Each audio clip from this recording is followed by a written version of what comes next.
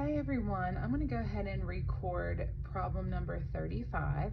It is actually the last problem as part of your assignment for this week.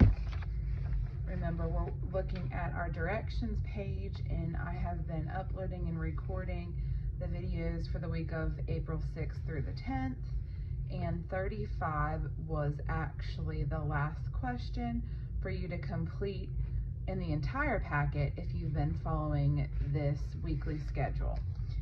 I saved this question for last because it has to do with time, and specifically something they call elapsed time. You've talked a little bit about it in 3rd grade, so you might remember some things. If not, it's okay. We haven't had a chance to get through it, but I wanted us once again to actually look at every problem in this review booklet, because this packet reviews all of the 4th grade math topics in our 4th grade curriculum. So every Saturday morning, Jack reads for 30 minutes. He plays basketball for 60 minutes. So I know 30 minutes is a half of an hour. So he reads for half of an hour. He plays basketball for an hour because 60 minutes is equivalent to 1 hour. And then he rides his bike. But I noticed that they don't necessarily tell us how long he rides his bike for. If Jack starts these activities at 10:25 a.m., so that's when he's going to start reading for 30 minutes, then playing basketball, and then ride his bike. And if he finishes all of the activities at 12:10 p.m., how long does he spend riding his bike? So he's starting at 10:25, ending at 12:10, and those clues are going to help us figure out how long he spends riding his bike. So let's start at 10:25 a.m. This is his starting time. He reads for 30 minutes. If I add 25 minutes plus 30 minutes,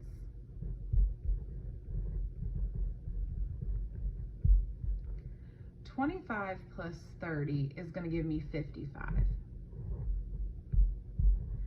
So at 10:55, he gets done reading. All right, then he's going to play basketball for 60 minutes, which is 1 hour. So take 10:55 plus 1 hour. If we're just adding an hour, our minutes are not going to change, only our hour. So 10 plus 1 more hour gives us 11. Keep your 55 minutes. That's when he is done with basketball. And now we know that he has one more thing to do. He rides his bike, but we just don't know for how long. But we do know that he's done with reading and basketball at 11:55, and he's completely done with everything, including his bike, at 12:10.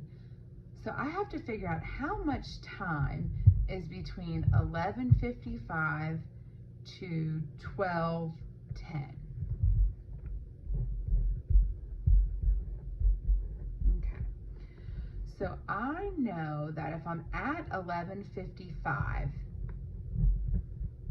in 5 more minutes, it's going to change to 12 o'clock. Okay, so he rides his bike for at least 5 minutes. That gets him to 12 o'clock, but he's still going to ride until 12:10. So if I take 12 o'clock and I add on 10 minutes, that's going to get us to 12:10. So he is riding his bike for this entire amount of time, 10 minutes plus 5 more minutes is going to be 15 minutes that he spends riding his bike. So the answer to problem number 35 would be 15 minutes. So just like I said at the beginning of the video, this is our last problem to complete in our packet. If you have been following week 1's problems for the week of March 16th through the 20th, then if you've completed week number 2 problems of March 23rd through the 27th, then we moved on to the second sheet, which was listed in packet number 2 for week 3 of problems for the week of March 30th through the 3rd. And I know some of these dates actually might be a little off because the packets were given out later than what I thought they were going to be. And then week 4, we should be finishing up for the problems of April 6th through 10th. It's okay if you're not exactly finished with this week's problems.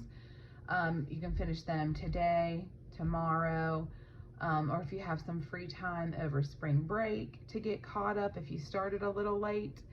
And I will be coming on with another video to explain what we're going to do next.